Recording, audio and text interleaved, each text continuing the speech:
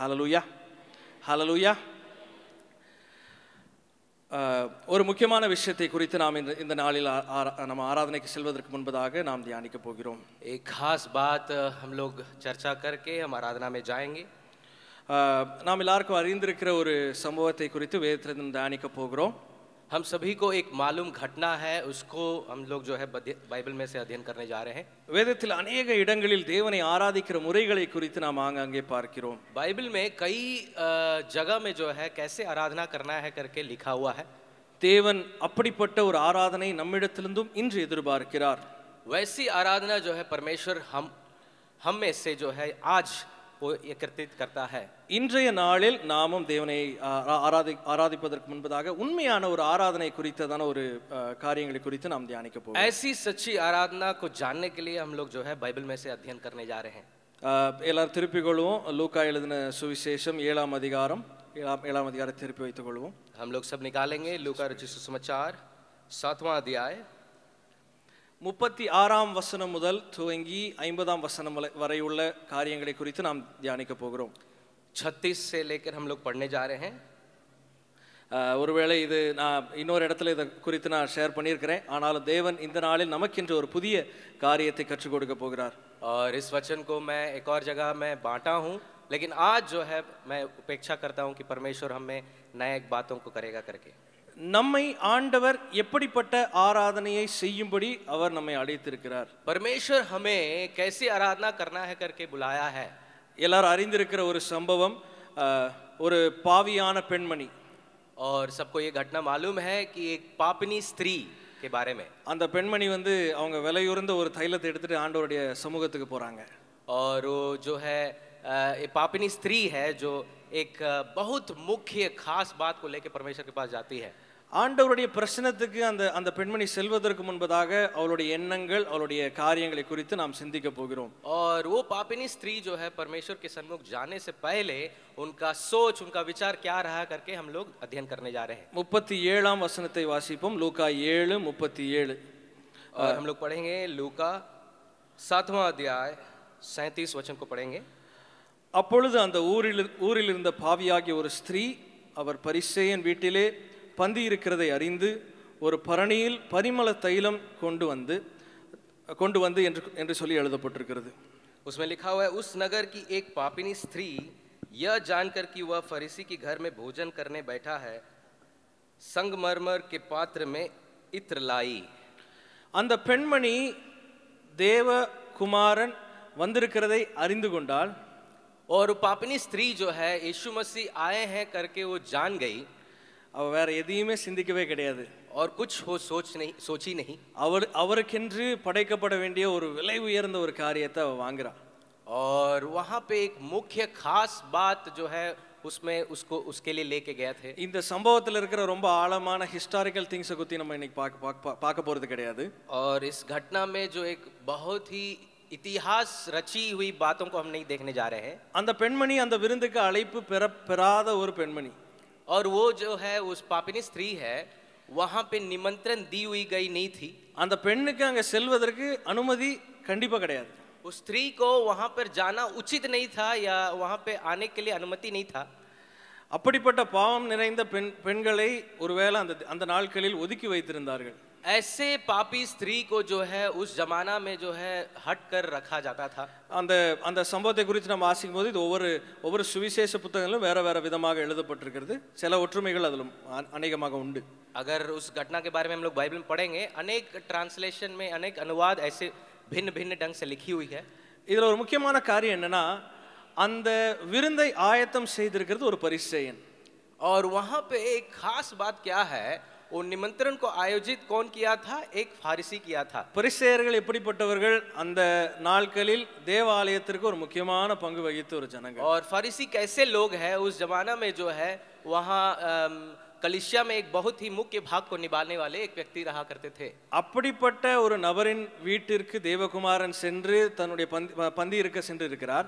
वैसे जगह में यीशु मसीह जो है अपने आप को वहां पे मौजूद कराया। இந்த பெண்மணிக்கு எப்படிப்பட்ட தைரியம்னு சொல்லி எனக்கு தெரியல. और इस स्त्री को कैसी एक उतावली हो सकती करके हमको नहीं मालूम है। யோசிச்சு பாருங்க, ஒரு ரோட்ல இருக்கிற ஒரு ஒரு ஒரு பிச்சை எடுக்கிற ஒரு நபர் வந்து நம்ம வீட்டுக்குள்ள அவங்க பாட்டுக்கு வந்து அவங்க பாட்டுக்கு உட்கார்ந்தாங்கன்னா நம்ம எப்படி ஃபீல் பண்ணுவோம்? मान लीजिए रोड में जाने वाले एक भिखारी अचानक हमारे घर में आके बैठ के बातें करता है तो कैसे होगा करके सोच के देखिए। சீமோனுடைய சிந்தையில் எப்படி இருந்திருக்குன்னு சொல்லி எனக்கு தெரியல. और सिमोन के कैसे सोच था हमको नहीं मालूम। சீமோன் என்ற அந்த பரிசேயனோட சிந்தையில என்ன இருக்குன்னு சொல்லி எனக்கு தெரியல. सिमोन जो फारिसी था उनका सोच कैसा रहा होगा करके हमको नहीं मालूम। அந்த பெண்மணியை குறித்ததான காரியங்களை அந்த நாட்களில் இருந்த அந்த அந்த அந்த அந்த பட்டணத்தில் இருந்த எல்லாரும் தெரிஞ்சு வச்சிருந்தாங்க. और उस स्त्री के बारे में वहां पे सारे नगर के लोग जाना करते थे, उसको पहचानते थे। ஆனாலும் இவைகளை தாண்டி அந்த பெண்மணி தேவனை நோக்கி தேவனுடைய பிரசன்னத்தை நோக்கி அவள் ஓடுகிறார். लेकिन फिर भी वो पापिनी स्त्री सारा कुछ भूल कर यीशु मसीह के चरण में आती है। நிறைய நேரங்களில் நம்முடைய சூழ்நிலைகளை நாம் எண்ணிக்கொண்டு தேவ பிரசன்னத்திற்கு வருவதற்கு நாம் தயங்குகிறோம்.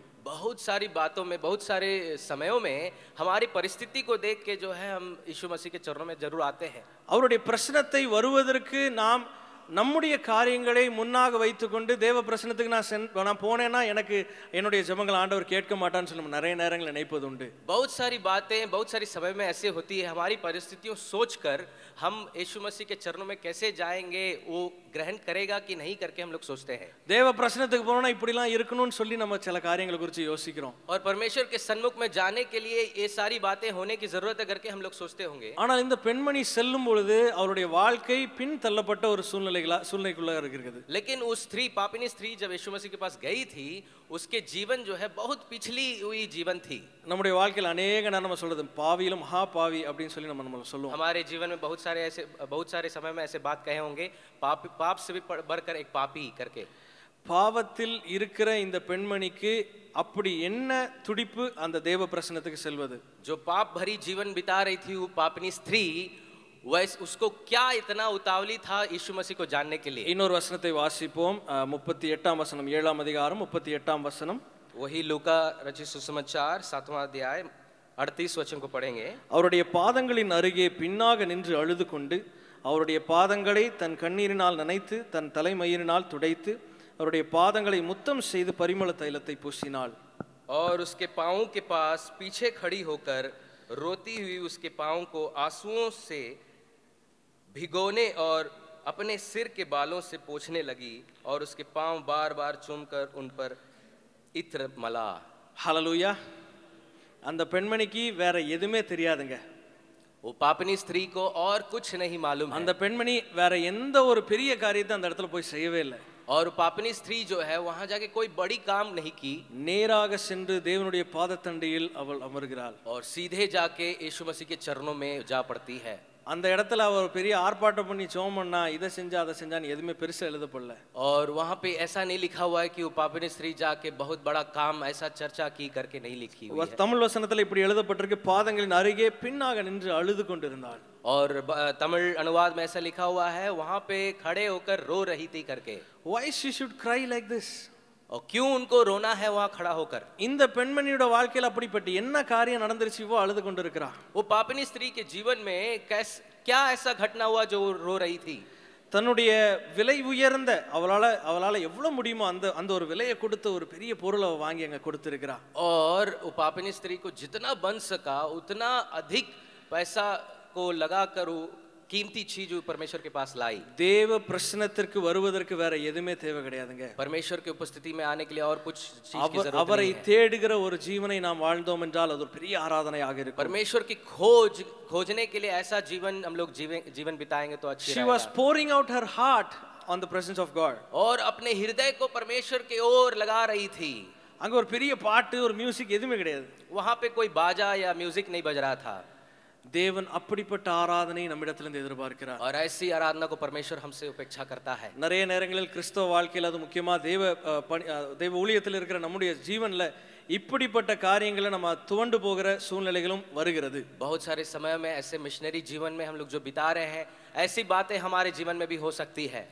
ஏதாவது ஒரு சூழ்நிலைகள்ல ஏதாவது ஒரு காரியங்கள்ல தேவனுக்கு பிரியமில்லாத ஒரு காரியத்தை நாம் செய்து விட்டோம்னா தேவ பிரசன்னத்துக்கு செல்வதற்கு நம்ம ரொம்ப தயங்குவோம். और ऐसी कभी होती है कि हमारे जीवन में कुछ ऐसी बातें हो जाती है जिसकी वजह से हम परमेश्वर के सम्मुख में नहीं जा पाते हैं। ஆனால் தேவன் எதிர்பார்ப்பது அவருடைய பிரசன்னத்திற்கு வந்து அமைதியாக அமர்ந்து அழ வேண்டும் என்பது. लेकिन परमेश्वर हमसे क्या अपेक्षा करता है? जो कुछ भी हुआ हो उनके सम्मुख में आके आराम से हमारा आत्मा आराम करे। தேவன் அந்த பெண்மணியை பார்த்து வேற ஏதாவது சொல்லியிருப்பார்னு நினைக்கிறீங்க அந்த ஆரம்ப அந்த அந்த நேரத்துல? यीशु मसीह, क्या आप सोचे होंगे कि यीशु मसीह उनको देखकर कुछ कहा होगा? ஒருவேளை வசனம் பின்பதாக நம்ம படித்தோம்னா அந்த இடத்துல இருந்த ஜனங்கள் அந்த பெண்ணை குறித்து சொல்றாங்க, இந்த பெண் எப்படிப்பட்டவன் இவருக்கு தெரியாம போயிருச்சு, அதனால தான் அவர் அனுமதிக்கிறாருன்னு சொல்லி சொல்றாங்க. यदि आप देखेंगे बाइबल में और आगे देखेंगे, हो सकता है वहां के लोग जो है स्त्री के बारे में बोले होंगे। பாவ மன்னிப்பு பெற்ற பின் நாம் செய்ய வேண்டிய ஒரு முக்கியமான காரியம் தேவ பிரசன்னத்தை நோக்கி தினந்தோறும் ஓடுவது. पाप से मन फिर कर जो है हमें क्या जरूर एक बात करनी है, यीशु मसीह के पीछे हर दिन दौड़ना। அந்த பெண்ணுடைய வாழ்க்கையில அவளுக்கு இருந்த எல்லா பாரத்தையும் அந்த இடத்துல அழுது கொட்டுறா. और उस स्त्री के ऊपर जो भी भार था सारा कुछ जो है वो परमेश्वर के सामने डालकर रो रही है। இன்னொரு காரியத்தை குறித்து வாசிக்க போகிறோம், அதை தொடர்ந்ததான காரியங்கள். இயேசு கிறிஸ்து ரொம்ப அழகா அந்த சிச்சுவேஷனை அங்க ஹேண்டில் பண்றாரு. और एक बात, खास बात को हम लोग देखेंगे, यीशु मसीह किस प्रकार वो वहाँ की परिस्थिति को आराम से जो है हैंडल करते हैं। ஜனங்கள் ரொம்ப எதிர்ப்போட அங்க இருக்கிறாங்க. அங்க இருக்கிற எல்லாருக்கும் அந்த அந்த காரியத்தை குறித்து ஒரு பிரியம் கிடையாது. और वहाँ के लोगों को इसके प्रति कोई लगाव नहीं था या पसंद नहीं था। இப்படிப்பட்ட ஒரு பாவம் நிறைந்த ஒரு பெண்ணு இங்க வந்து அவருடைய பாத்துல உட்கார்ந்திருக்கா, நம்ம சாப்பிடுற இடத்துல, இது நல்ல ஒரு காரியம் கிடையாது. एक पापिनी स्त्री वहाँ पर आके भोजनालय जो भोजन हो रहा है वहाँ पे आके बैठी हुई है, किसी को पसंद नहीं थी वो बात। அந்த 39ஆம் வசனத்துல அந்த பரிசேயன் அதை கண்டபோது, இவர் தீர்க்கதரிசியாய் இருந்தால் தம்மை தொடுகிற ஸ்திரீ இன்னாள் என்று இப்படிப்பட்டவள் என்றும் அறிந்திருப்பார், இவள் பாவியா இருக்கிறாளே என்று தனக்குள்ளே சொல்லிக் கொண்டான். और यहाँ पे 39 वचन में देखेंगे, 39 वचन में देखेंगे, यह देखकर वह फरीसी जिसने उसे बुलाया था अपने मन में सोचने लगा, यदि वह भविष्यद्वक्ता होता तो जान जाता या जो उसे छू रही है यह कौन है और कैसी स्त्री है, क्योंकि वह तो पापिनी है करके। தேவன் அழகான ஒரு காரியத்தை பின்பதாக செய்கிறார்.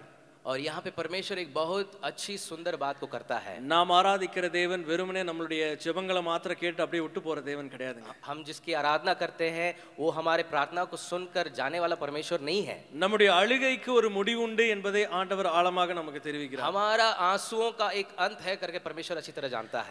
இதற்கு பின்பதாக வர வசனங்களை குறித்து நாம் அறிந்திருக்கிறோம். और आने वाले वचन में हम जानते हैं 40 முதல் 43 வசனங்கள் வரை தேவன் ஒரு அழகான ஒரு ஸ்டோரி அங்க சொல்றாரு. और 40 से 43 की वचन में जो है बहुत एक सुंदर कहानी को परमेश्वर वहां बताता है। இயேசு கிறிஸ்து அந்த அந்த சீமோனை பார்த்து கூறுகிறார், சீமோனே, ஒரு ரெண்டு பேரு ஒரு ஒரு ஒரு ஒரு எஜமான்ட்ட கடன் வாங்கியிருந்தாங்க. ஒருத்தன் 500 ரூபாய் வாங்கியிருந்தான், இன்னொருத்தன் 50 ரூபாய் வாங்கியிருந்தான். और यीशु मसीह जो है वो फारिसी को देख के कहता है, एक दो जन से वो उधार लिया होगा, एक 500 एक 1000 का। காசு கொடுக்க முடியல, पैसा दे नहीं पाया वापस, எஜமான் மன்னிச்சு விட்டுறாரு. वो वहां पे मालिक जो है क्षमा कर देता है। இதுல யார் பெரிய மன்னிப்பு பெற்ற ஆளு? और कौन यहाँ पे जो है एक अच्छा मान लिया गया था?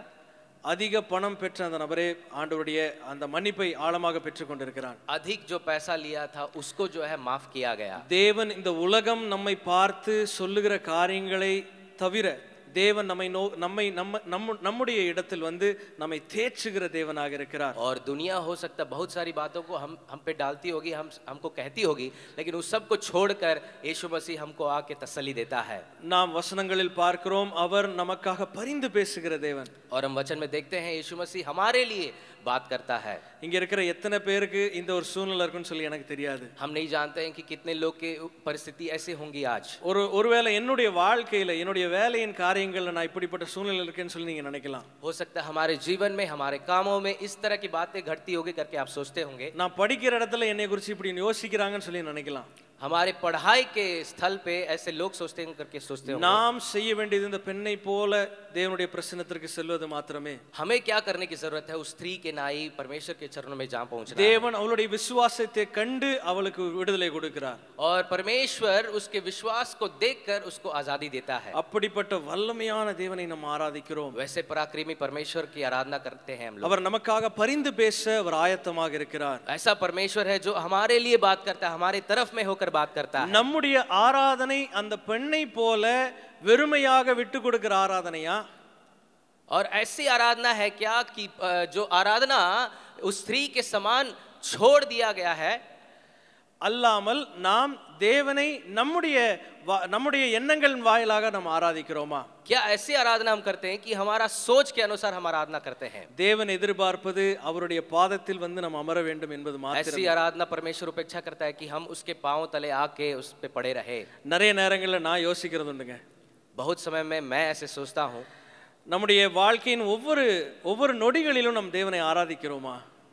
मैं ऐसे कभी कभी सोचता हूँ कि क्या हर पल में हर घड़ी में हमारे जीवन में क्या हम उसकी आराधना करते हैं? நிறைய நேரங்களில் நம்ம பேச்சிலையும் சரி நம்முடைய சிந்தையிலும் சரி நம்ம நிறைய காரியங்களை தேவனை விட்டு கொடுத்து விடுகிறோம். बहुत सारे समय में हमारे बातों में हमारे सोच में हमें परमेश्वर को हम छोड़ देते हैं। ஒருவேளை வேதத்துல பேதுருவை குறித்து நம்ம யோசிக்கும் போது பேதுரு ஆண்டவரை மூன்று தரம் மறுதலித்தாருன்னு அப்படி சொல்லி நம்ம சொல்லிடுவோம் அசால்ட்டா. हम हो सकता है बाइबल में जैसे पढ़ते हैं पतरस जिस तरह इनकार किया था परमेश्वर को 3 बार, वैसे हम लोग हो सकता है करते होंगे, सोचते होंगे। ஆனால் எத்தனை முறை நாம் தேவனை மறுதலித்திருப்போம் நம்முடைய எண்ணங்களில்?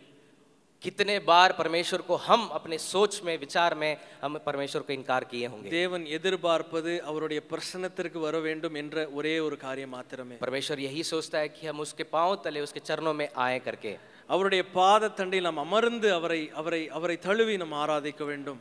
और उसके चरणों में बैठकर आराम करके हम जो है उसकी आराधना करने की आवश्यकता है। நம்முடைய வாழ்க்கையில் இப்படிப்பட்ட ஒரு ஆராதனை நாம் செய்யும் பொழுது, अगर हम ऐसी आराधना करेंगे, இந்த பகுதியில் நீங்க பாத்தீங்கன்னா அந்த பெண்ணை குறித்ததான ஒரு பெரிய கிளியரான அவங்க பேரோ அவங்க காரியங்களை குறித்து ரொம்ப டீடைல் கிடையாதுங்க. वहां पे देखिएगा वचन में बाइबल में लिखा हुआ है पापिनी स्त्री के बारे में उतना अच्छी तरह से बताया नहीं गया है या दर्शाया नहीं गया है, அந்த பரிசேயனை குறித்த காரியங்கள் எழுதப்பட்டிருக்கு. लेकिन फारिसी के बारे में जरूर लिखा हुआ है। அங்க சில இடங்கள்ல நம்ம இப்படியும் கோட் பண்றாங்க, இது ஒரு மரியாளாக கூட இருக்கலாம்னு சொல்லி கோட் பண்றாங்க. हो सकता है कई जगह में ऐसी लिखी हुई है, एक इज्जतदायक एक चीज लिखी हुई है करके बताया गया है। But nowhere in Bible it is not given so clearly that this is the name of this woman.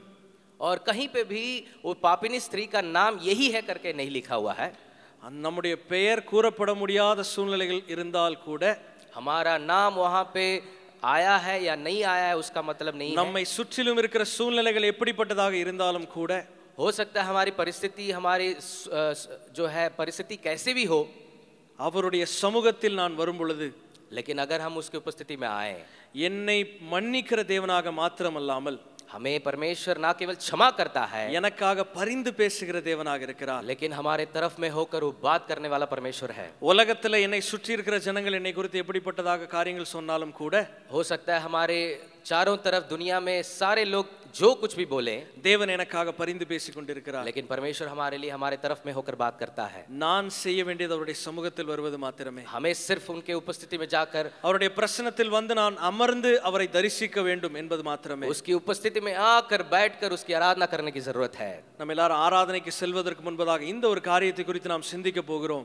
हम आराधना में जाने से पहले ये बात को खास करके सोचेंगे, ஆண்டவரே, என்னுடைய எண்ணங்கள்ல நான் உமக்கு எதிராக என்னென்ன காரியங்களை செய்திருக்கிறேன்? हमारे सोच में हमने आपके विरोध में क्या क्या किया है करके। ஒருவேளை நான் என்னுடைய பேச்சில நான் ஏதாவது ஒரு காரியம் உமக்கு விரோதமாக செய்திருப்பேனோ? क्या हमारी बातों में आपके विरोध में कुछ किया है?